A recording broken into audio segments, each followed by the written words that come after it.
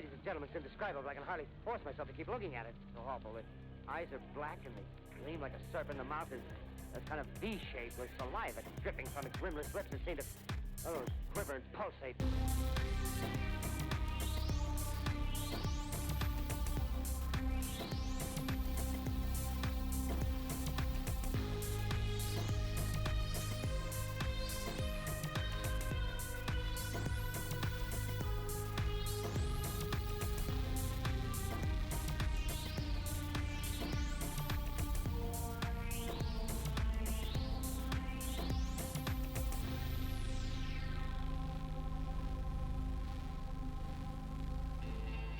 The distorted and abstract videos that Maurice Clayborn sent to the Austin Art Museum do not paint a clear picture of the artist's intentions. They're creepy, seemingly disjointed, maybe a threat.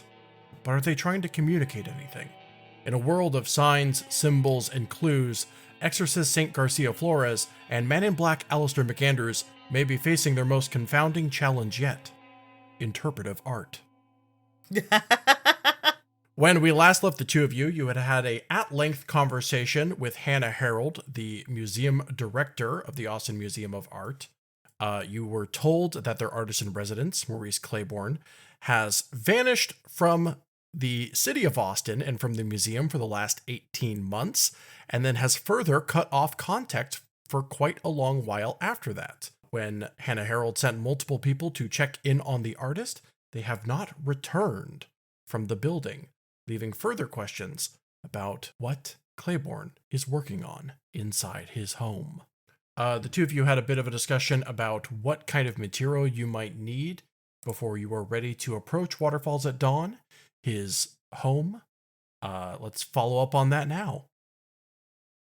I don't think there's any reason for us to try to get into Ray's office if he wasn't invited.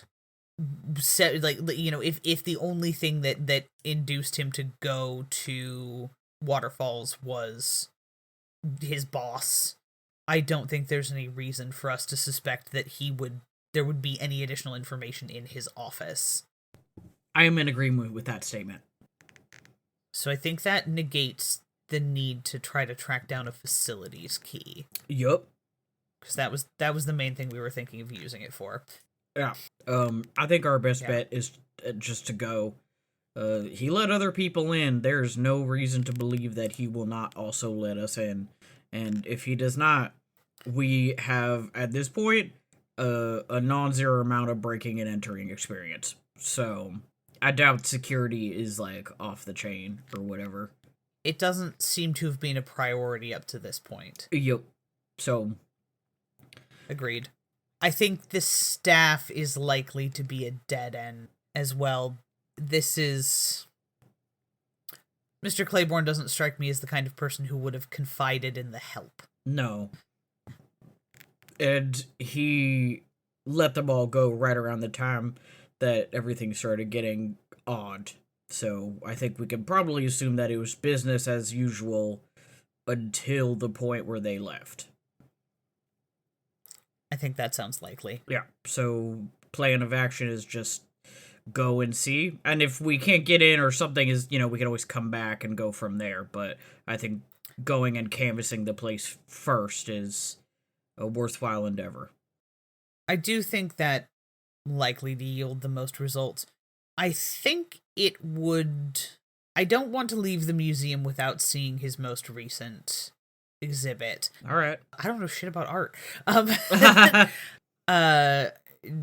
Put me in, coach. I don't know if Saint does either outside of music. I don't know. I don't think visual art that'd be is an interesting. his Actually, that's thing. Alister. Alister will, as we're headed that direction, Alister does look over at Saint and just will say, "You clearly have an affinity for music. Does that extend to the visual arts?" Not really. I feel like I know as much as the average bear. I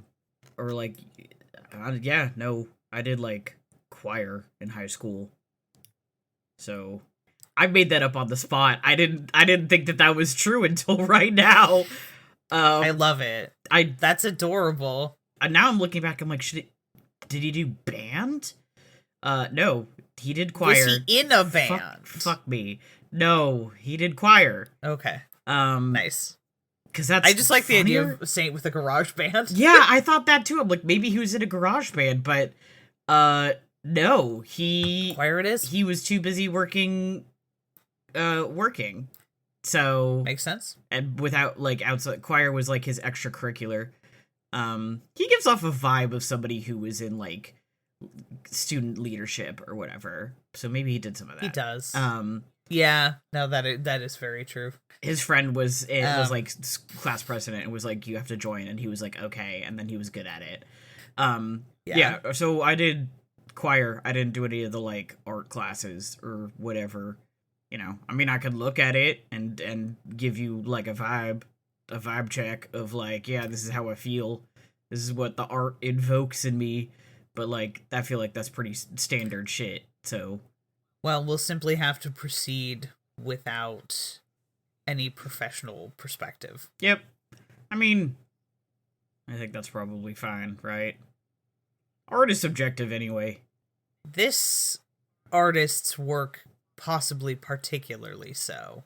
Well, I mean, the last part, the video we saw was less subjective and more an obvious threat. But you know, I'd be curious to see his current works, just and get like a, you know, compare and contrast what we saw versus what he used to be doing. I think Alister just like I found the description of those videos to be deeply unsettling, and so I'm just gonna let Alister have a little bit of that. I'm gonna pick up also that I was like, weird, okay, and Saint is also like, weird, okay. I've decided that Saint, much like myself, is a freak. Fair. He's also seen some really intense stuff. Yeah, brand new info. Lore drop, he was inquired, he's a freak. I've also, once again, I think he's seen some really, really intense, crazy shit. So, like, a videotape does not necessarily alarm him. That's the thing, is that Alister's seen a decent amount of much weirder shit than this. Mm-hmm. And is kind of trying to... I don't know that he knows why he finds this so unsettling. Mm-hmm. That's but fair. I just... Like, this is objectively much less frightening than like, the previous cases we've been on. Mm-hmm. Alister just, like, doesn't know shit about art. Yeah. Like, he knows enough to determine, like, I feel like he like involuntarily knows shit about interior design. Like, we've determined that, like, because that bougie. is something that he, like, just from being around it. Yeah. But art is like, he's like, I don't know dick about, he's like, I don't know shit about art other than maybe being able to judge whether or not it's expensive. I love the idea that he has like the quality of art, or like being able to judge like what it makes him feel, is outside of his range, but he is like an art buyer's mind. That's so funny. He's like, can we say that like one Alister, of his uncles like buys art for museums or something? Sure. He probably has a slightly a not at all disreputable, but, you know, suspiciously artsy cousin. Yeah. Oh god. No, or maybe it's, you know, like one of those ones you were like, oh yeah, it's my cousin, but it's like your parents' cousins or whatever. Sure. Sure. Yeah. No, that makes perfect sense to me. I really do think that Alister's understanding of art is primarily as a class signifier. Yeah. Like, so, I mean, maybe this will say something. Responses to it, but, you know, he just, like, doesn't really spend a lot of time thinking about art. So, yeah, I suppose I mean, if we're planning to just go and, you know, not try to, which I think is the right thing to do, let's go check out this exhibit. Yeah, let's tootle around. So that conversation, I assume, happens in the hallway, because I believe at the end of the last episode you said that two of you would have this conversation when you get out of ear range of everyone else. Yeah, it would be weird to talk about this directly in front of her face. I'm going to say that Hannah was making a phone call while the two of you had stepped outside of the office. She then opens the door and comes to greet you back outside of her office door. She says, I called into the museum archives. They're trying to get together a floor plan for you. You wanted to see Optico? she says, gesturing back to the lobby. Yes, please. Saint nods. The sound of high heels on the marble floor then, as the three of you walk back down those hallways across the large lobby and into the room in which Optico is held. You see a series of massive colored lenses that assert themselves throughout the room. Huge discs of glass, perhaps crystal, are hung from the ceiling.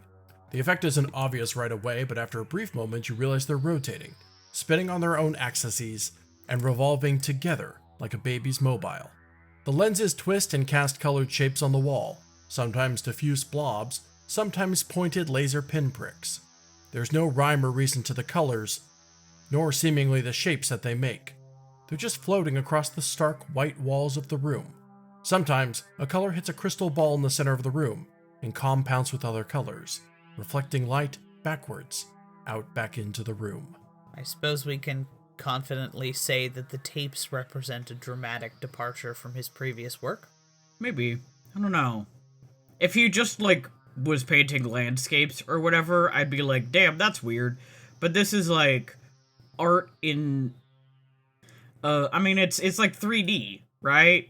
And it's, like, kind of, like, it's color and stuff, but it's also, like, the intent is not obvious right off the dome, you know? Like, you walk in and it seems kind of simple, but, like, I'm sure he wasn't, based on what we've heard, it seems like, you know, if this was it, is glass and light and stuff, they wouldn't keep him around for that long. There must be some additional intent, right? So, I don't know. I feel like there's something else here. It's definitely not, like, violence and murder and stuff, though, so there's that. Can I roll to, like, investigate and see if there's something else going on here, or if it really is just, like, an art exhibit, like a light and glass exhibit? Which is, like, those are cool. But I'm wondering if there's, like, something else going on that I'm missing. Certainly, you can roll whatever you want. Okay. I'll roll, I'm gonna roll for art? No. I'll just, I'll roll and investigate just out of... Well, actually, no. I want to roll an empathy, if you'll let me, to see if this piece of art, like, is invoking something else, like, outside of just the, like, literal. I want to investigate with my feelings. Okay. Well, I rolled 3 negatives, which is not good for me. So 3 negatives, a positive, and my empathy is a 4, so that gives me a 2 in totality. The broader statement seems to be escaping you a little bit. Yeah, that's fair. Obviously, there's something here about color, there's something here about reflections. These various lenses are all creating different shapes on the wall, but you can't seem to pin anything down. Okay. That makes sense with Saint's history. Yeah, no, I got nothing. That's cool to look at, though. Alistair's kind of got like fuck all going on here, but I also think he can't not like look at it through an investigatory lens Go for it, a boss. moment. Yeah. So I think I will at least roll and investigate to see what happens. Yeah. Okay. And I Ooh. still All right. use Well, that's 2 negatives, 1 neutral, and 1 positive for a -1 on the dice. For a total, and I have a +2 to investigate, so that's a total of 1. Womp womp. Even with a 1 in investigate, I'm going to say that you do see a little bit more about this piece than is immediately obvious. At the top of each of the lenses is an elaborate ball joint on which the lenses spin. There are spotlights that are shining down on each of the lens, light that is reflected downward or outward depending on the shape. You fixate maybe just a little bit on the kind of mechanics of what you're looking at, and auditorily pick up on the sound of the motor rotating. It occurs to you that this is not just a work of art. It's also a pretty impressive feat of engineering. They're programmed. That's out loud. And Alistair like takes a second and just does say, it looks random, but each one of these is motorized. The spotlights, the lenses. There's a predetermined pattern at play. That makes sense. You know, that makes sense that he had, like, a specific intent of how he wanted stuff to shine when. which is interesting. It also explains that he has some kind of, technical background, given that he was making these, like, weird, complicated videos. I guess those don't have to be related, but I don't know, whatever. It speaks to a degree of mechanical engineering expertise I wouldn't have expected. Yeah, that's true. Well, that's interesting. I still don't know why he has stuff shining when it's supposed to, but, interesting that there is, in fact, an intent of when colors are moving when and where and such. Do we have anything else we want to look at here? Or? No, Alistair's resisting the urge to be. I'm trying to decide how grumpy he is about this whole thing. He just is. I think he just like takes one more look at it and just kind of under his breath just says, "I'm sure someone finds this evocative of something." Got him. I don't know shit about Fuck this man's art. Like I don't feel my man's sitting anything. here like, this guy fucking may have kidnapped multiple people. I don't know if those people are fucking dead. And is definitely sending video squat threats. about art. Those videos were creeping him the fuck out.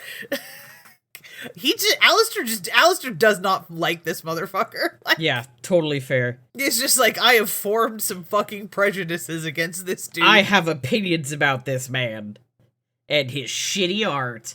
Unless we have anything else we want to stare at here, I think we're ready to go. We have the address of, like, where we're going, right? I assume so. How far away is it? 4 miles outside of Austin. Oh, okay, so not far away at all.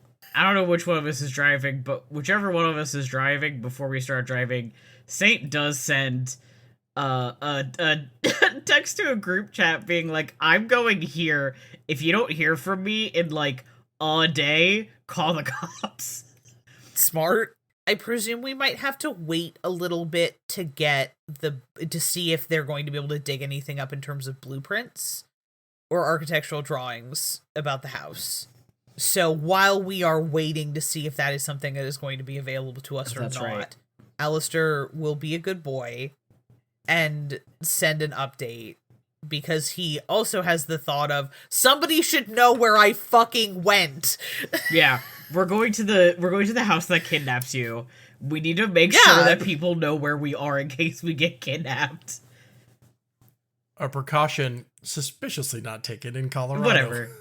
Yes. Well, perhaps I learned my lesson. We're in my hometown now, where someone can come get me. I'm at least attempting to act as if I learned my lesson on that one. This is... All right. Lesson learned. A megalomaniac psychic cult leader cannot take advantage of you again. Yeah. Once is enough. Alister will put in a brief report that that he's made contact with the museum and is going to investigate this scene personally, and that and letting the department know what the current count of missing persons is. That we have 2 and a question mark. Hard to say it's like, if it's your house 2 and you just haven't come out of it for a long time, like, I don't think that's missing. That guy's that's not missing. He's incommunicado, where the other 2 are fucking missing. Yeah, the other 2 are not supposed to be there and are disappeared there. One of them is like, that's his house. End of sentence. Like, he does live there, technically. He probably should have, like, called somebody by now, but, like, he's not, like, missing.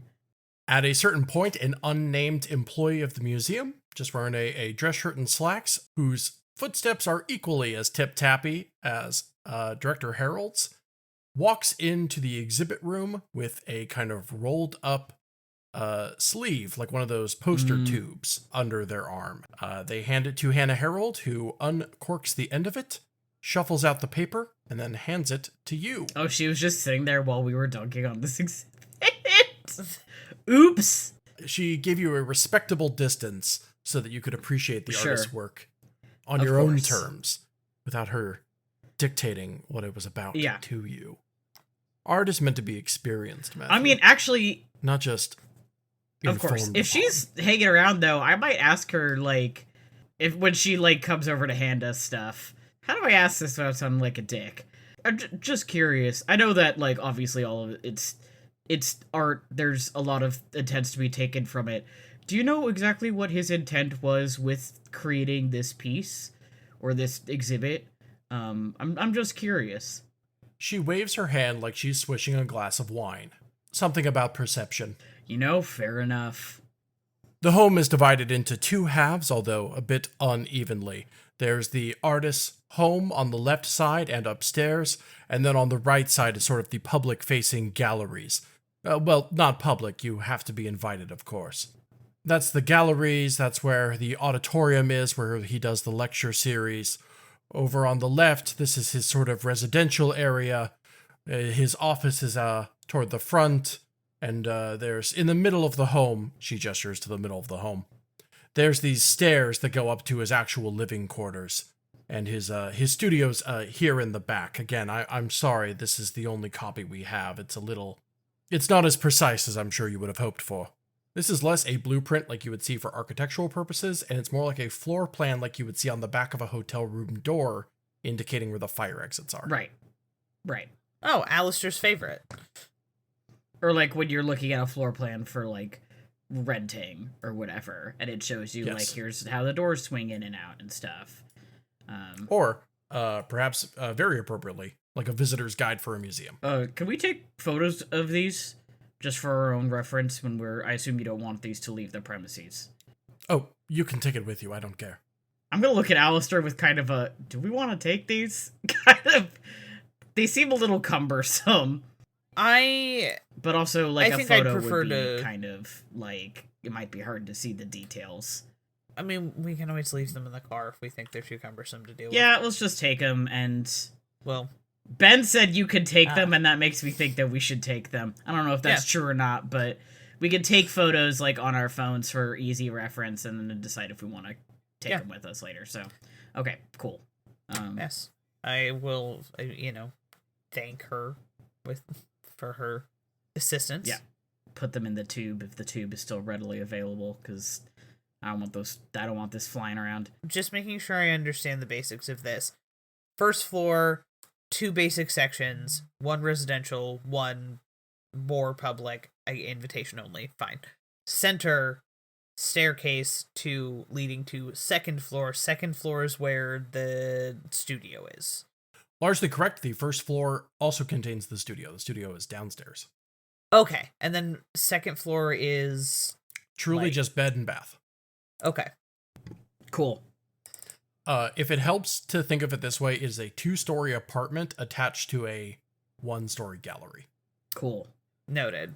It's so funny that this guy is big enough that he has this whole huge compound with, like, a lecture hall and a gallery, and he, like, consistently has a thing at this museum, and both of us are like, we don't know who this guy is.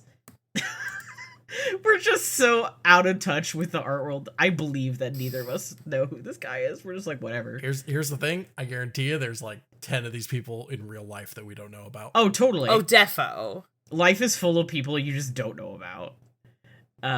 If if my life is any indicator, there's so many things that you just never know about that other people think are really obvious. Cool. I think we're ready to boogie then, yeah? All right, well, thank you so much for your time. We'll head out there now. We'll let you know what we hear. Can I assume that I'm posing as an FBI agent shtick includes I have business cards for this? Yeah, I would say so. I will offer Ms. Harold a card. I will say that the act of you handing her a card prompts one in exchange. You don't see from where it materializes, but she moves her hand in such a way that she is suddenly producing a business card to you. Hell yeah. From the confines of her black sleeves. I love... Street magic. Yeah. Mind free. I love close-up magic. Sleight of hand is her greatest. That's her highest skill. Okay, excellent. Cool. And I will simply assure her that we will investigate this to the best of our ability and contact her if there are any further developments. And vice versa. If you receive another tape or any additional information, please let us know. Of course, I'll be sure to keep you updated. Gentlemen, thank you both for looking into this. I know I already gave my thanks earlier, but it's very important to us. Of course, understandable. I look forward to having Clayborn back, and perhaps he can account for whatever's happening. You can only hope. She gestures back toward the lobby, and I think you've been given your cue to skedaddle. Great, we skedaddle. Yep. Can we... Yes, I guess that would be the past tense of that. It's not, but I appreciate you trying to support me. It could be. I vote that we return to the Alister Mobile and go walk calmly into the saw trap. I have a question about that will be useful while we're driving. That would be good, like, while we're driving. Certainly. Questions.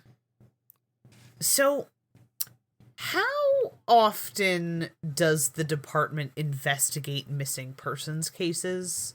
Depends on how they went missing. Okay. So like a non-zero amount. I didn't really get a whole lot of indication as to why this case was of interest to the department. Did I? There is the chance that something supernatural is happening here.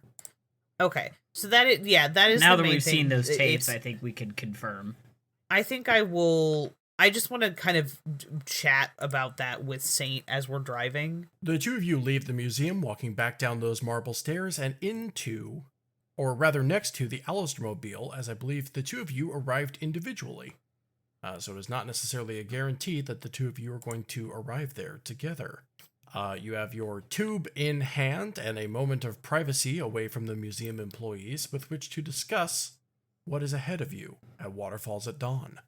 Man, I kind of feel, do we want to go there together? I'm a little worried that if we go separately and one of us ends up there first and we like go in by ourselves, we're going to end up in a fit of trouble. I think staying together as much as possible is likely to be the safest option. Agreed. Yes. Well, you're going to need to pick me up at home again. I need to go back home and drop off my bike then. I suppose that's... Alister takes a minute to think about, like, is it worth asking for parking arrangements? Unless you want to ride bitch on my bike. He just, like, looks at Saint and, Get on the bike, Alister!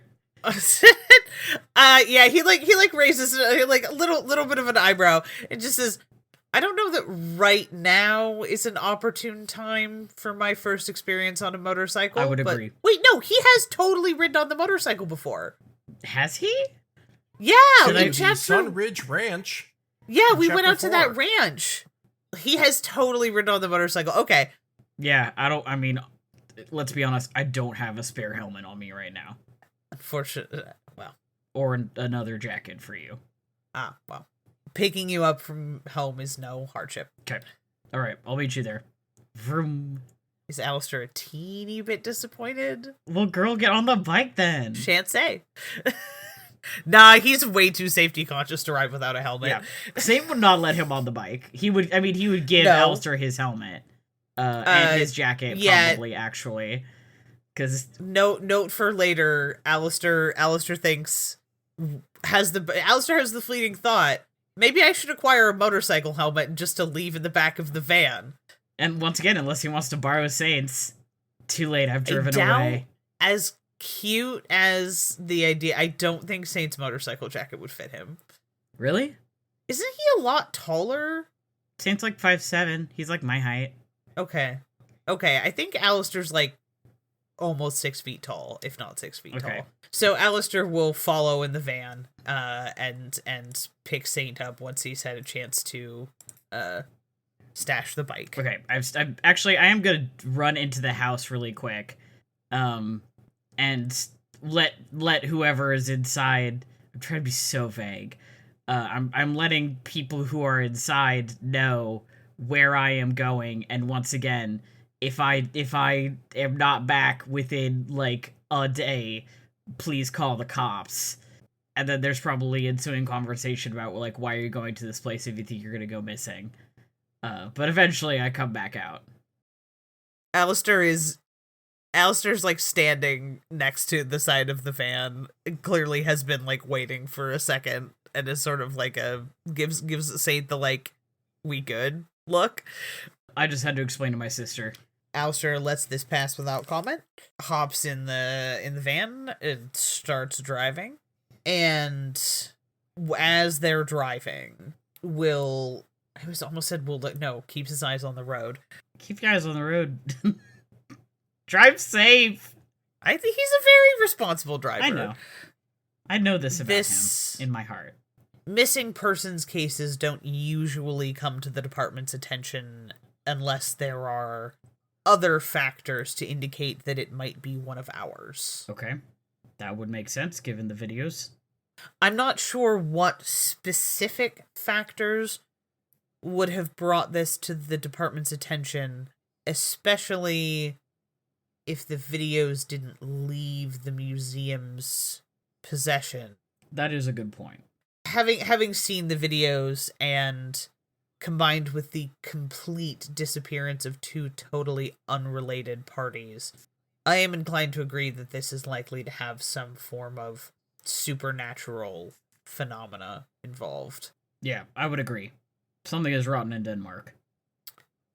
He's trying to think through what maybe they should expect. Not, while trying to avoid prejudicing anybody, one direction or the other, but just thinking about who we may be dealing with. Is he saying that out loud? No, not yet. Okay. This is me also having this thought. The mechanical composition of the Optico exhibit was unexpected. Mm-hmm. I think we should take into account the possibility that the house itself has been altered in potentially unpredictable ways. Sure. That would make sense. I mean, we don't know anything about this house other than a rough floor plan, so, I doubt it's as big as the mansion or whatever, but, we don't know. We have a very rough idea of the layout, and that's kind of it. I think we don't have enough information here to go into this situation. We can't prepare, really, which is unfortunate, but I think we just have to kind of go in and pick up information as information get. We know, there's 2 sections. I think likely we'll probably want to start with residential, as that is where people tend to be, and go from there. I want to make sure I'm thinking of what happened in the tapes correctly. The second tape was very clearly filmed from within an office where it seemed like there would be no way for a camera to be in there. Correct. Okay. It was also filmed, like the footage on the video showed something that was happening concurrently with the video being watched. Taking into account the complexities of that second tape, I think we may also need to countenance the possibility that space and potentially time or causality have the potential to be disrupted. Or adjusted, potentially, something like that. Yeah, I agree. Something is wrong. I have a little bit of a hard time agreeing with a Back to the Future bit, and even if I did, I don't have experience with that, so I don't know how I would react, or what we can. Once again, I don't know how we can prepare for something like that, other than being aware that it's something that could happen, I guess.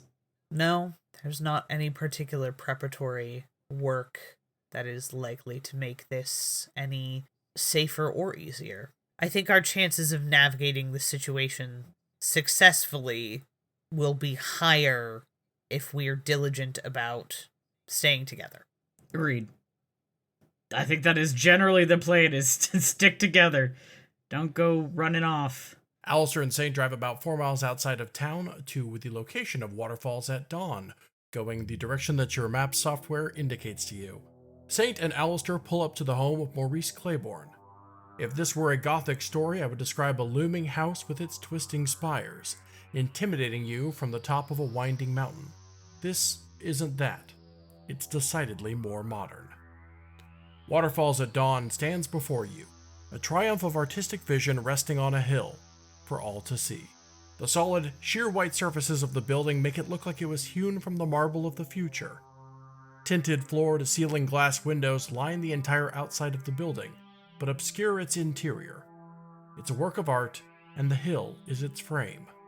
Off the rightmost slope of the hill, an elevated balcony rises up into the night, pouring a steady stream of water off the edge, through the darkness, and into a series of square pools below.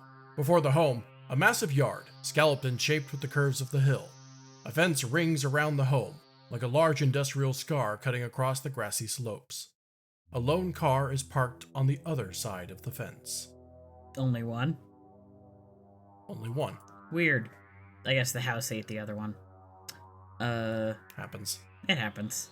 That's interesting. Do we know what car Detective Root was driving? You do not. Paul's. Well, what happened when we pull up?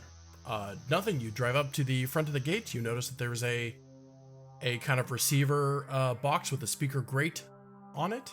Mm-hmm. And the gate before you, it is insurmountable. It is like a real 6 foot or more height metal grate. I mean, I'll hop out of the car and go up to the receiver thing and presumably press a button to, like, talk to whoever, you know? There's a call box with 3 buttons. The middle one, red, is worn down more than the others. A speaker protected by a metal grill. You tap the center button. Nope. All you can hear on the other side is static. Crushing static. There does not appear to be a response. After a moment, the static ceases, and the wheels on the bottom of the gate begin to squeak. It retracts back into the rest of the opposing fence, leaving a clear pathway forward for you, onto the grounds of Waterfalls at Dawn. Okay. Are there cameras at the gate? Not that you can immediately see. Okay. I throw a quick thumbs up into the air just in case there are already cameras, and I get back in the car. Well, didn't hear anything from our host, but that seems as good as an invite as any. I drive through the gates. You arrive into a kind of plaza of sorts. It's a flat, paved area. It's meant to receive a number of cars. This is, of course, a venue, so it is meant to have a larger parking capacity, although it seems a little informal. There are no painted lines, just find a spot in the paved plaza. And to be clear, from this side, we can only see one car. You can only see one car, that's correct. The other one got turned into art, I betcha. Yeah, maybe or it machine. did. What kind... Can I make an educated guess as to whether, like, whose car I think it is? You can. Okay, well, once we get out of the car, I will go over and look, just to see if I can try to determine if it's if the remaining car is the one of the person who arrived the most recently. That says to me that there may be some kind of, like, the longer you spend here, the more likely some weird shit is to happen to you. Mm-hmm. I will pull conscientiously into a place where I'm not blocking anybody else. And can I request that we pull video? into a spot where if we need to leave fast, we can leave really fast?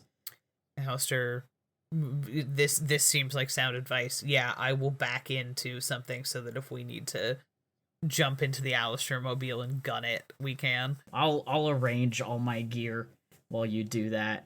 Should I bring a gun? I'll consider. Probably not. I have 2 other weapons. Oh, cool. I also have a spare radio, so we both have radios, which will be nice. Yeah, that's good. Yeah, I'll bring my crowbar and my machete. I have a taser. Do we want me to bring the poster tube? Okay. Yeah. Okay, so I've got crowbar, radio, machete, poster tube. Okay, I have a blacklight flashlight, a taser, an EMF meter, a radio, a regular flashlight, night vision goggles, and a lockpicking kit. Hopefully that takes care of it. What the hell? Why do you have so much stuff? I don't have anything. I don't know. Because I'm outfitted by the government? That's true. I also have armor 1. I'm assuming that's your leather. I think Is that your must be my leather jacket? Yeah. Does occur to me that Alistair is about to do this in like a suit, tie, and business shoes. Well, it's too late now. Yep. I do think my crowbar's probably gonna come in handy. I'm very excited. I think to he crowbar probably something. has athletic shoes in the car. Well, there's that. Like, at I think least. he got his. I think he Pumas on. probably he will like swap out his like loafer, his like I'm an FBI agent loafers for something more practical. Did you say you wanted to check the car or something? Yes, I will. I'm not gonna lock that. I'm trying to decide. No, whatever. I don't know. I think I locked the van. Probably not important. If it is, fuck me, I guess. I think it's better to have the van locked than not. We don't want this guy getting Yeah. into your government shit. This is true. You escaped my home, but can you find where I parked your car? Can you escape I just the parking lot? imagine like I you know, Immediately we to the survived this grocery chapter. store. I like check in and is like, so in the middle there, this famous artist who was like turning people into fucking weird sculptures or whatever. Yeah, he turns out he got in the government van and just mooned the director and then left. It was really weird.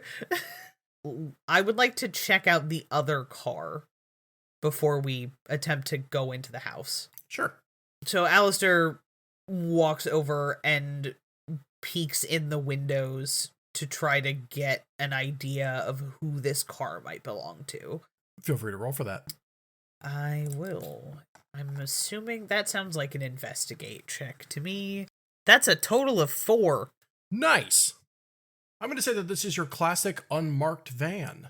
Not necessarily a white utility vehicle. It's probably a darker shade just to better blend into the trees or even maybe look less conspicuous, but it is a pretty modern utility vehicle.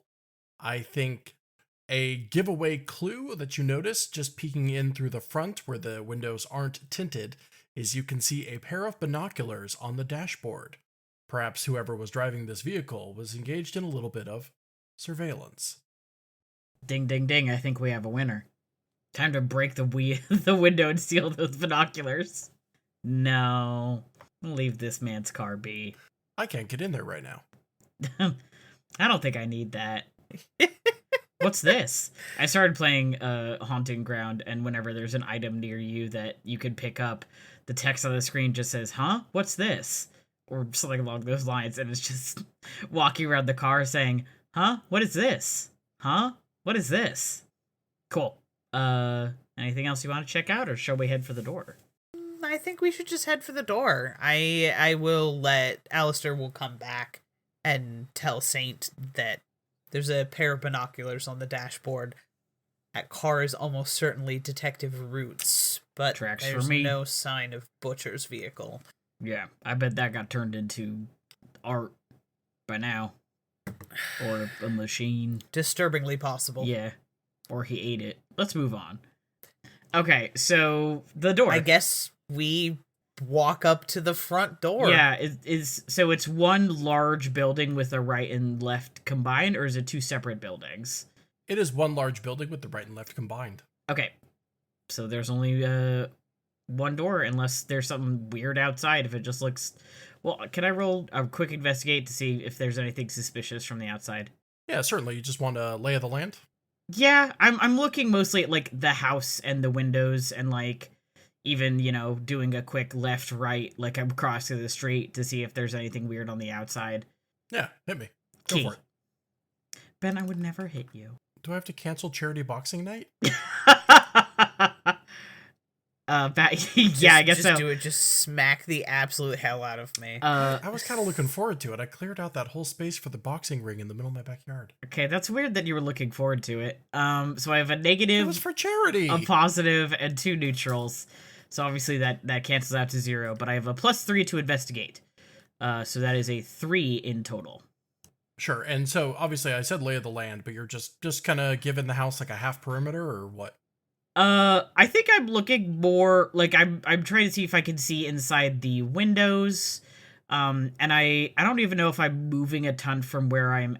Well, yeah, I'll go like scoot to the side of the house and then go around the other side. I don't know if I'm doing like a full perimeter because I don't want to waste a ton of time out here. Before, I don't want to waste time which could be used to set up traps for me. But I just want to see, like, can I see anything inside, or is there anything on the outside that looks like incredibly suspect? Does it seem like when I walk inside there will be a net that will grab me and pull me up towards the ceiling, perhaps? Will I fall into a spike pit, even? Sure, I think the first thing you said was that you would try to maybe kind of look in through the window a bit. Yeah. I'm going to say that you don't have a ton of luck doing that. Okay. You can make out maybe the depth of what you're looking into. Okay. Just based off of like how the light is refracting. I think you can tell that there is not a surface on the other side of the windows. There's no blinds or curtains that are like blocking, okay. But you can But it's like dark inside? It is dark inside, and critically it seems like you're being prevented from looking inside. The detective that you did meet with, Detective Moss, said that they saw shadows moving on the inside. It may be that these windows are advanced enough to not allow light out when they don't want to. But much like with... Yes, no, of course. But much like with looking in through the tinted windows of a car, you can kind of make out the vague depth of what you're looking into, even if you can't see, say, a person's facial features. Okay. And there's nothing notable. Like, Nothing notable. Okay. Although I would argue the fact that there's no blinds and whatnot is notable. Yeah, that's odd. You kind of give a once-over around the front entrance. It is a little bit elevated, even up from the plaza that you parked in on. There's 2 steps leading up to these double doors in this kind of portion of the home that is jutting out away from the house. The house itself are these 2 large slabs off balance from each other in such a way that they look stacked, like 2 stacked books. This one portion that is jutting out is a little unusual. You kind of infer that it's a bit of a lobby. In addition to that plaza, you notice that there is a car width path leading to the left of the building, and there is a much smaller footpath to the right that leads toward the sound of running water. Okay. That makes sense. Cool, but clearly do not see any people-esque shapes. No signs of life, that's for sure. Alright, time to die. I'll report my findings back to Alister and just kind of shrug and say, well, whatever it is, we're not getting anything for being out here. Before we attempt to enter the house, and Ben, pardon me if this is derailing, I just want to see where that car width path goes in case there's a garage somewhere we don't know about. That is precisely what it leads to. You walk down the hill as it kind of curves down lower down the hill to a garage door. There is another car parked outside of that one, and a sealed shut garage door that almost leads into the hillside like it's Hobbiton. By which I meant Bag End. Sorry, bad nerd. Yeah, what the hell? With a quick look inside of that car, can I infer that that is probably Ray Butcher's car? I think you can infer that indeed. Cars discovered! You know what? I'll even seal the deal and say that there is a Austin Art Museum bumper sticker on the back. Oh yeah. Gotta get me one of those when we get back. Hell yeah. If we get It's got back. one of those little, like, Ooh. employee parking things. Oh yeah, totally. Okay. Well, Butcher's car is at least intact. Okay, didn't get turned into a machine then. Or a different machine, since that's what cars are. Not my best work. Good to know, though. Interesting that it got moved. I guess presumably before Yes. Root showed up to indicate that perhaps that he had left. Or to convince people that he had left. Doesn't look as if anything's being tampered with. Mm-hmm. All right, well, I'm gonna let's head back up to the. I don't know that there's anything else we want to do with the garage. Not yet. At least anyway. we know it's there. Yeah, that we can always go back there. Knock on wood. Yeah. Okay. And you said that the other path leads presumably to the waterfall part of Waterfalls at dawn. Okay, I don't know that we need to go check that out. Yeah, I don't think so either. Okay. It's not like there's gonna be a key in one of the pools, and we're gonna be like, "Ah, damn, should have gotten that key." And if there is, well, we'll figure that out later. We'll figure it out.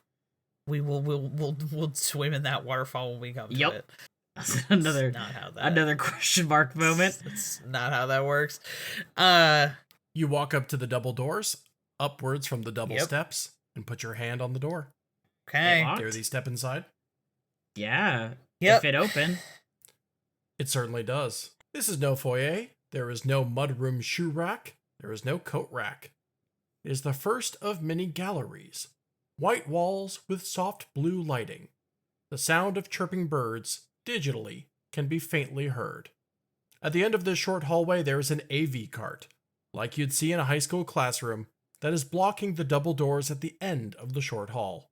A CRT TV sits on that cart, and a VHS tape and a VHS player is wired underneath it. Oh man, we're about to see some weird shit. Is there a tape? You hear 2 clicks behind you, one from the door and one from overhead. The room plunges into darkness, and a single high-powered blue light beams forward, illuminating the television from the back of the room. Is there a tape? Are you gonna check? Yeah. Are you gonna put your Yeah. hand on it? Are you gonna video drone me? No. Like I said, there's a VHS player at the bottom of the AV cart. How do you want to press eject, or I guess you can kind of push in the door? I Yeah, guess is another way I'll to like check the flip tape. in the door just to see if there's a tape in there. Yeah, it's blocked, so there's definitely a tape inside. Great, press play, baby. Maurice Clayborn appears on the TV. Fuzzy at first, but he quickly comes into focus. He's average looking, not very remarkable. He has messy, frayed red-brown hair unevenly swept across the top of his head, a braided beard with a streak or two of gray interwoven in the braids. He locks eyes with you, through his dark frame glasses. He can't see you, but you can see into his piercing blue eyes. He adjusts himself and looks down the barrel of the camera. Good evening. I want to show you something I've made. The artist needs no introduction, but for your benefit, my name is Maurice Clayborn. You know my works, The Anti-David, The Balance, Life Rewired, Optico. You are currently in my home, Waterfalls at Dawn. It's here that I spend most of my time. I work in my studio, I sleep upstairs, I welcome guests to the galleries, I host lectures in the auditorium. This place is everything to me. It's my life. Being invited to Waterfalls at Dawn is a great honor. You should be honored. I've grown bored of the things that I make, so I decided to take a step back from the world and recalibrate my artistic mind. I shut off my home to the public and decided to just stay inside. No contact with the outside world. Me and my art. That's it. Just to see what I could create here alone. After all, some of the best art is made within tight limitations. This is the result of that experiment. I found inspiration in isolation and in myself. Inspiration that you can't even conceive of. And at last my work is complete. The first person to view this gallery, Ray Butcher. I'm sorry to report he didn't survive the experience. If you do, let me know what you think. What I value most about being an artist, really, is experiencing the moment in which other people experience what I've made. This is my way of telling you that I'm watching you. All of you. Everybody involved. I just want to see what happens when you see what I've made. Look upon my works, ye mighty, and enjoy. Cut to static. Lights come back on? Or is it still dark? The light is on. The singular blue light pointing at the TV. Okay, just that light. That's what I meant. Is any Yes, other none lights? of the other lights. Okay. Well, shall we view his I- works? I have no reason to disbelieve that we're too late for Ray Butcher, but it's possible that Detective Root is still alive or salvageable. He did say all of you, which indicates to me that obviously there's 2 of us, but all tends to indicate more than that. So who knows? Maybe he's also wandering about, viewing. I think Clayborn has some method of surveillance on the museum. Sounds right. That likely includes Miss Harold as well. That would explain the second tape. I throw another thumbs up in the air. Looking forward to the art, man. Cool shit. I mean, the murder's bad, but, you know. The house returns only silence. Fair enough. Do you have a flashlight? To Alister. Do you have a flashlight? Yes. Okay, I think we're gonna need I that. will pop my flashlight out. I will also hand Alister also will hand Saint the blacklight flashlight, just in For case. semen. Okay, yeah. Taken and put in inventory. Sure. I would hope that you two trust me enough to know that if I was to suddenly introduce that as a factor, I'd give you a fucking heads up. That's why I made a joke about it, because I knew that was going to be an issue.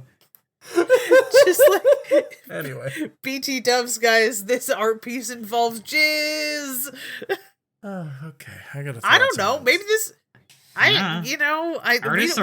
don't know. Maybe this. I mean, this guy does sort of sound like he's making the jerk off motion every time he talks. Yeah. So okay. So we've got. He's like, I wanted to do something new, so I locked myself in my house and made some art, and I'm interested in the point at which people experience the art. So he's watching everybody involved, which includes the museum staff. Ray Butcher encountered the art and it killed him. Mm-hmm. The art that kills you instantly. Mm-hmm. The art that makes you old. Yeah, I can't believe I have to change my display name to the art installation that kills you instantly. Yeah. That's so cool and normal. Yep. Okay, I'm gonna pull up the... Oh, bummer. I was trying it for something weird and creepy. Oh, okay. Well, you didn't do it, but that's okay. I appreciate you trying. That's fine. That's okay. I'm gonna pull up the photo of the floor plan on my phone and try and get kind of an idea of where we are. And then we can go into that good night. There's a TV cart blocking the door. Well, I've just figured I'd go around it. Is it stuck? No. Oh, okay. It's on wheels. Yeah, okay, yeah, I'll just move it behind us. You step around the AV cart, moving it out of the way, and you put your hands on the next set of double doors of Waterfalls at Dawn. You thrust them open and see only darkness inside. The lights flick on, and we'll have to come back to that next time. What you've been listening to was Parascience, a glimpse into a world unknown. It is an actual play horror adventure told to you through the Fate system. Our players are Ezra K. as Man in Black Alister McAndrews, and Matty Trumbo Gomes as capable young man Saint Garcia Flores. As for myself, I was your game master and disembodied voice, Ben Hamlin. I also produced this show, with editing assistance by Matty Trumbo Gomes. Our theme song was by the incorporeal Johnny Ronaldo, and our logo was created by the haunted visage of Tara Bossart. This show is brought to you by Infinity Break, where we're telling stories our own way. You can check out our website and all of our other shows at infinitybreak.net, and I would encourage you to join the haunted chorus of voices at the Infinity Break fan Discord, bit.ly/Infinity Talk. That's capital I Infinity, capital T Talk. We have a Patreon at patreon.com/Infinity Break, where you can start donating to Infinity Break for as little as $1 a month. Finally, if you listen through Apple Podcasts, don't forget to leave a review. Reviews help us rise in the podcasting charts and help more people stumble across our show like a body in the woods. That's all for now. Let Parascience leave a lasting impression on you, one you can't escape, even when you close your eyes.